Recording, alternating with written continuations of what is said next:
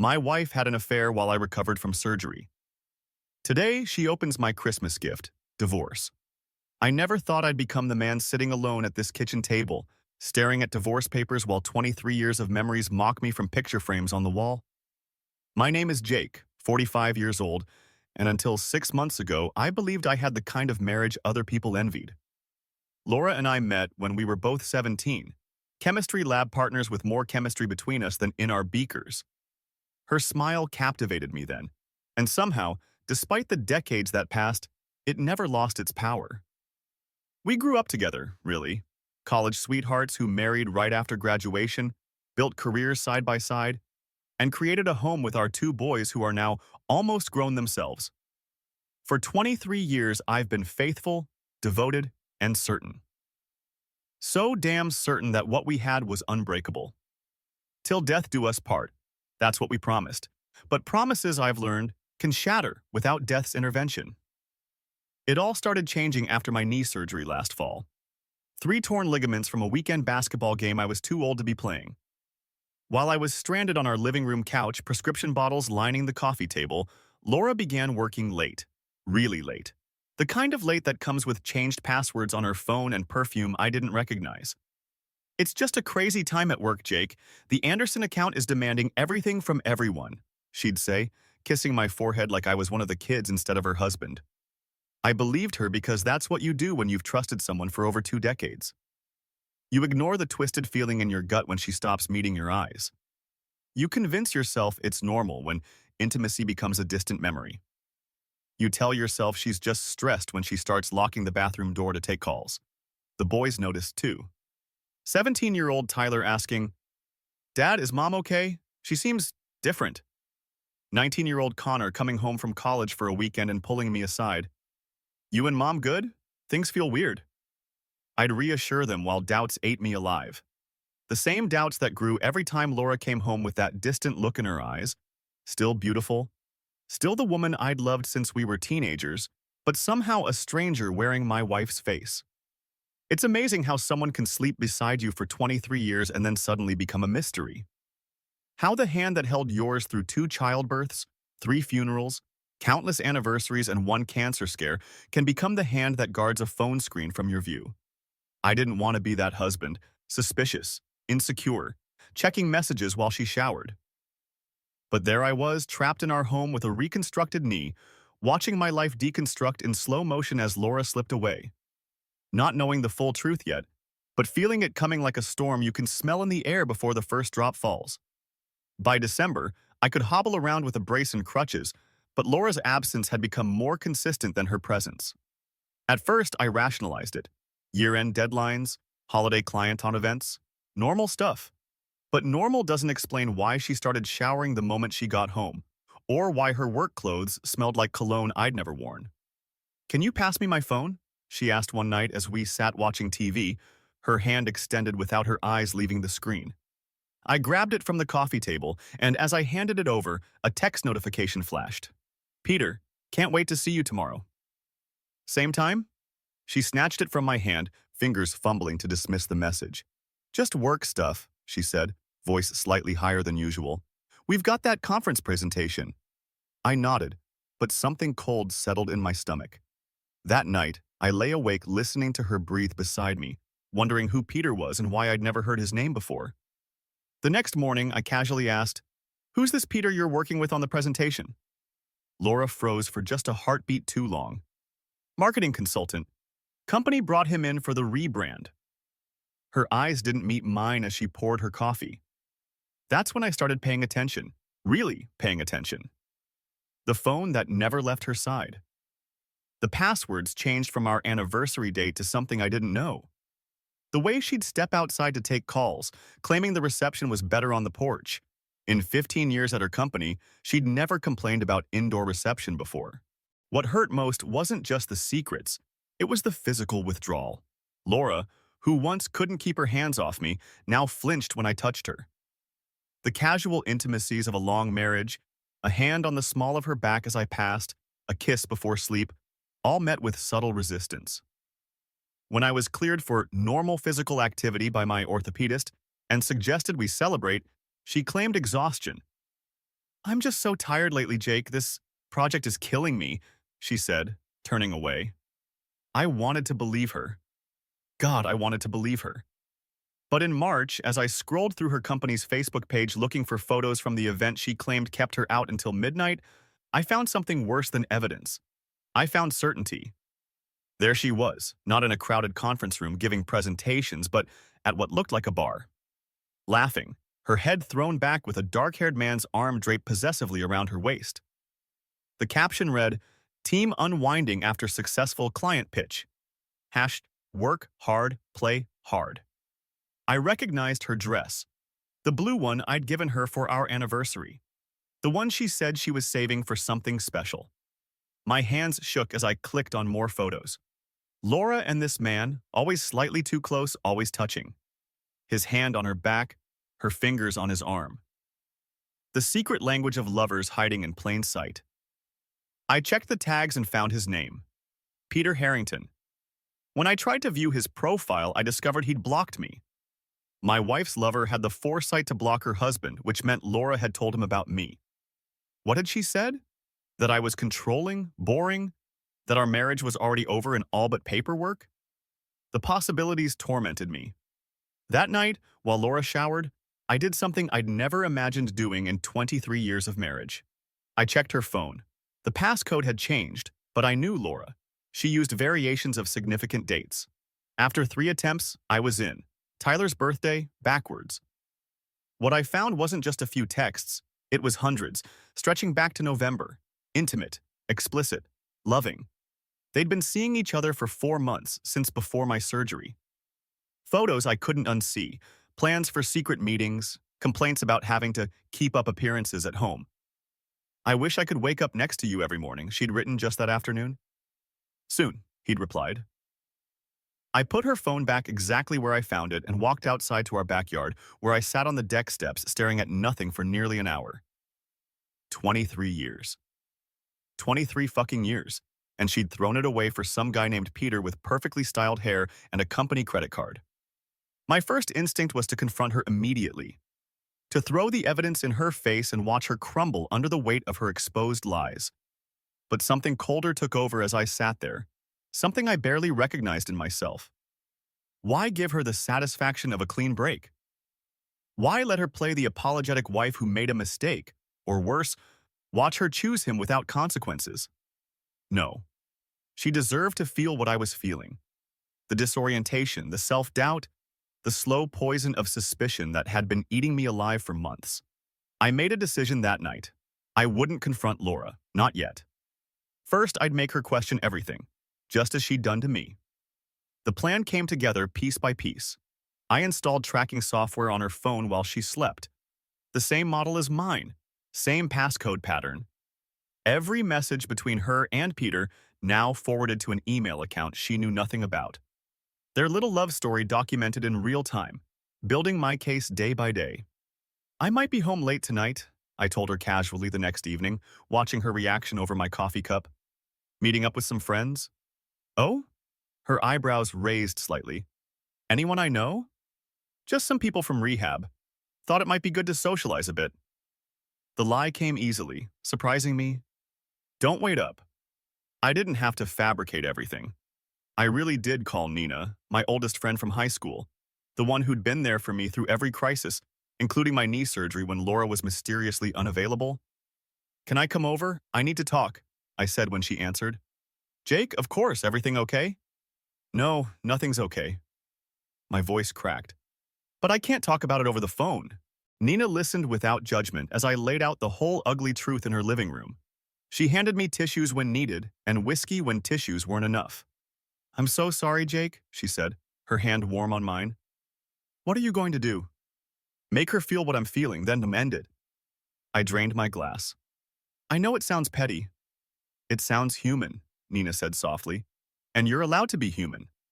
I stayed late enough to make it suspicious, asked Nina to take a photo of us together. "Make it look casual but close," I instructed. The picture showed us smiling, her head resting slightly against my shoulder. I posted it on Facebook with the caption, "Great catching up with old friends. Had good times." Laura saw it. I know because she texted me at 11:30. Having fun? I didn't respond until nearly 1 a.m. Just got in. You asleep? No response. Perfect. Over the following weeks, I constructed my alternate reality with surgical precision. Unexplained absences, vague explanations, more photos with Nina that towed the line between friendly and intimate. Meanwhile, I grew colder at home, deflecting Laura's attempts at physical contact, meeting her questions with empty answers, becoming the very ghost she'd been to me. The irony wasn't lost on me that, as I pulled away, Laura seemed to draw closer. Suddenly, she was cooking my favorite meals, initiating conversations, even suggesting weekend trips just the two of us, all while still messaging Peter that she couldn't wait to see him. What she didn't know was that I saw everything. Every loving text to him, every lie to me about where she was going, every manipulative attempt to keep her comfortable life intact while she planned her exit. Nina became my confidant through all of it. One night, after showing her particularly painful messages I'd intercepted, she looked at me with tears in her eyes. "I've wanted to tell you something for years," she said, voice barely above a whisper. "But the timing was never right, and then it was too late, and you were so happy with Laura." "Tell me what?" I asked, though something in me already knew. "That I've been in love with you since we were 17, she said, finally meeting my eyes. "I never said anything because you chose her, and your friendship meant too much to lose." The confession hung between us, heavier than any of the secrets I'd uncovered about Laura. "Nina, you don't have to say anything," she interrupted. "I'm not telling you this to complicate things or expect anything. I just can't keep pretending anymore. Not when I see how much you're hurting." I didn't know what to say, so I just held her hand tighter. Meanwhile, Laura was growing suspicious, asking more questions about my nights out, my sudden friendship with Nina. "Is there something going on I should know about?" she asked one night, trying to sound casual but failing to hide the edge in her voice. "What do you mean?" I countered, feigning disinterest. "You've been different lately, distant." I looked up at her, this woman I'd loved for most of my life, now a stranger wearing a familiar face, and smiled coldly. "Have I? I hadn't noticed." The weeks before Christmas were a masterclass in deception. Though Laura had given me plenty of material to study, every night while she slept, I downloaded more evidence, hotel receipts in Peter's name, photos they'd sent each other, plans they were making for after what they called the split. They'd already discussed how they'd tell the kids, how they'd divide assets. My replacement had been chosen, and I was the only one who hadn't been informed. "I think I should talk to a lawyer," I told Nina over coffee in early December. "Get everything in order before I confront her." "That's smart," Nina said, squeezing my hand. The gesture had become familiar between us, comfort without expectations. "What are you thinking?" "I'm thinking Christmas Day," I said, surprising myself with how calm I sounded. "One last family holiday, then reality." "Why wait?" she asked. "Why give her another month?" I stared into my coffee cup.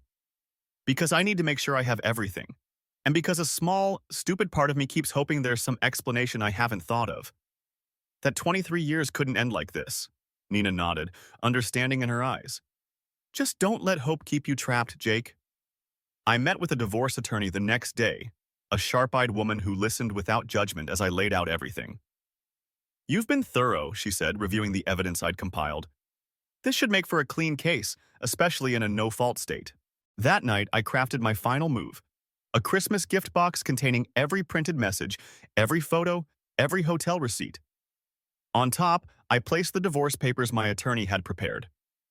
The irony wasn't lost on me. Laura's affair had started right before my surgery, and my revenge would culminate on Christmas, her favorite holiday. Meanwhile, Laura had grown increasingly anxious about my behavior. The distance I'd created was working. After years of neglecting our relationship, she suddenly wanted date nights, initiated sex, asked about my day with seemingly genuine interest. I played along just enough to keep her guessing. One night receptive, the next cold and distant. "I think we should go away for New Year's," she suggested over dinner. "Just the two of us, reconnect." I studied her face, wondering if she was already planning to use the trip to tell me about Peter, to soften the blow of ending our marriage in some romantic setting where I couldn't make a scene. "Sure," I said. "Let's plan something." She smiled, relief evident in her eyes. Little did she know New Year's would find her in a very different situation than she was imagining. 3 days before Christmas, I intercepted a message from Peter. Just one more week of pretending. I can't wait to start our life together. Love you more than anything. Her reply twisted the knife. After 23 years of settling, I deserve this happiness. Love you too. Settling, 23 years reduced to settling. I made final preparations. Had the locks changed for when she would be gone, arranged for the boys to stay with my parents after Christmas morning, made sure all our accounts were properly documented. The whole time feeling like I was planning a military operation rather than dismantling my life. Christmas Eve arrived with its familiar rituals. We decorated cookies with the boys, watched holiday movies, maintained the facade of family harmony. Laura seemed genuinely happy, perhaps believing her double life would soon end on her terms. I watched her laugh with our sons, wondering how she compartmentalized so effectively. After the boys went to bed, we sat by the tree with glasses of wine.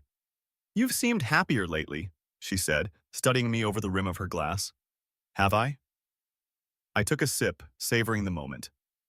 "I guess I've just gained some clarity." "About what?" Her voice held a note of wariness. I smiled. "About what I want, what I deserve." She nodded slowly, a strange mix of relief and uncertainty crossing her face. "I've been thinking a lot about that too."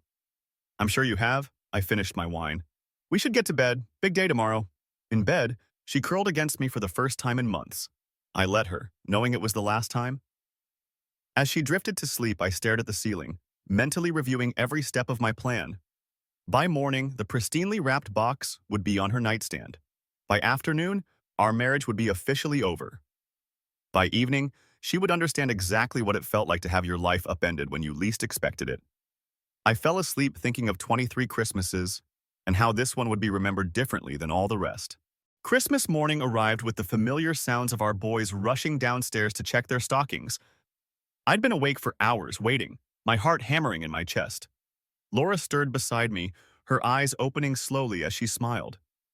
"Merry Christmas," she murmured, reaching for me. "Merry Christmas," I replied, my voice steadier than I felt.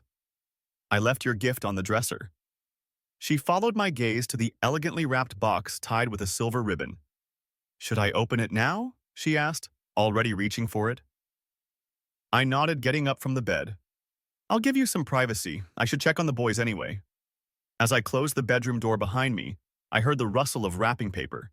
I counted my steps down the hallway, wondering how long it would take before, "Jake! Jake!" I took a deep breath and went downstairs where my sons were sorting through their presents. "Hey guys, Mom's not feeling well. Let's start without her, okay?" They barely noticed anything was wrong, absorbed in their gifts. 10 minutes later, the bedroom door flew open. Laura stood at the top of the stairs, her face ashen, clutching papers in her trembling hands. "What is this?" she whispered, her voice cracking. "Boys," I said calmly, "why don't you take your gifts to the den for a bit? I need to talk to Mom." Once they were gone, Laura descended the stairs like a sleepwalker. "How long have you known?" she asked, collapsing into an armchair. "Since March," I replied, surprised at how calm I felt. "Though I suspected since December." She stared at me, tears streaming down her face. "Why didn't you say anything? Why let me think that I was the one having an affair?" I finished for her. "So you could understand what it feels like, the doubt, the confusion, the betrayal." "You've been spying on me," she said, looking down at the screenshots of her conversations with Peter. "This is invasion of privacy." I laughed, the sound harsh even to my own ears. "That's your defense? I invaded your privacy while you were destroying our marriage?" "I made a mistake, Jake. We can work through this." Her voice grew desperate. "People overcome affairs all the time." "This wasn't an affair, Laura. It was a systematic betrayal. You were planning a life with him while I was recovering from surgery. You discussed how to tell our children you were leaving me. You called our 23 years together settling." Her face crumpled. "Those were just words." I was confused. "So am I said, standing up. "That's why the boys are staying with my parents after breakfast and why you have until tomorrow to pack what you need. I've arranged a short-term rental for you. The rest of your things will be in storage." "You're throwing me out on Christmas?" Her voice rose. "What about the boys? What have you told them?" Nothing yet. We'll tell them together after breakfast. They deserve that much consistency at least. What happened next was exactly what I'd been dreading and preparing for. The hysterics, the accusations, the desperate attempts to rewrite history. Laura cycling through every emotion. Denial, bargaining, anger, tears. I weathered it all with a detachment that surprised me. "You can't do this," she kept saying, as if repetition would make it true. "It's already done," I replied. The divorce papers were filed. The emails with evidence had been scheduled to send automatically at noon to both our families, to her boss, to friends who deserved to know why our marriage had ended. I hadn't told her about that part yet. Breakfast was a tense affair, the boys picking up on the strained atmosphere despite our attempts at normalcy. Afterward, we sat them down together and told them as gently as possible that we were separating. Laura cried. I stayed strong for them. They were hurt and confused, but old enough to understand that sometimes relationships end. After they left with my parents, Laura tried one more time. "Jake, please, we can fix this." "There's nothing to fix," I said. "You chose Peter. Now you get to live with that choice. Peter's just your soulmate? Your fresh start? The man you've been planning a future with while lying to my face? Check your phone, Laura. I'm sure he's wondering why you haven't answered his 'Merry Christmas, can't wait to see you' text yet." Her eyes widened as she reached for her phone, confirming what I already knew. As she read his message, I saw the last piece of her facade crumble. "There's one more thing," I said quietly. "At noon, everyone will know exactly why we're divorcing. Your family, your friends, your boss." "You wouldn't," she whispered. "Why not? You weren't planning to protect my dignity when you left. Why should I protect yours?" The clock struck noon. Laura's phone began buzzing with incoming messages, the fallout beginning in real time. I walked to the door, car keys in hand. "I loved you for half my life," I said, turning back to her. "And I never, not once, looked at another woman. Remember that while you're explaining yourself to everyone who matters to you." As I closed the door behind me, I heard her phone ringing. Probably her mother, or maybe Peter realizing his perfect future had just imploded. I didn't stay to find out. I had somewhere else to be. I drove to Nina's house that Christmas day. She opened the door, took one look at my face, and pulled me into a wordless embrace. "It's done," I said finally, my voice muffled against her shoulder. 6 months later, the divorce was finalized with surprising efficiency. Laura didn't contest anything. Couldn't, really, given the evidence. I kept the house but decided to sell it anyway. Too many ghosts lingered in those rooms. I found a downtown apartment with floor-to-ceiling windows and views of the city I'd always loved but rarely experienced. The boys adjusted better than I expected. At 17 and 19, they were old enough to understand the complexities of adult relationships, and Laura's betrayal had shocked them as deeply as it had me. They spent weekends with me and occasional nights with their mother, though those became less frequent as they processed their own sense of betrayal. "She keeps trying to explain," Tyler told me one night. "Says she made a mistake and wants us to understand." "And do you?" I asked, careful to maintain my promise not to turn them against her. He shrugged. "Understand? Maybe. Forgive? Not yet." Laura's life imploded spectacularly after Christmas Day. Peter, it turned out, wasn't interested in a woman whose affair had become public knowledge. He disappeared from her life within weeks. Her company, uncomfortable with the scandal touching their corporate reputation, restructured her position out of existence. Her family, traditionally minded and horrified by her actions, maintained a strained politeness but little warmth. She tried calling me repeatedly the first few months, sometimes angry, sometimes pleading, once even threatening. I maintained my silence, speaking to her only about logistics regarding the boys. Nina became my rock, my confidant, and eventually, something more. We took it slowly, both aware of the raw wounds I was still nursing. But on warm spring evenings when we walked along the riverfront, her hand in mine felt like it had always belonged there. "I'm not sure I'll ever fully trust anyone again," I admitted to her one night as we sat on my balcony, the city lights twinkling below us. "That's okay," she said simply.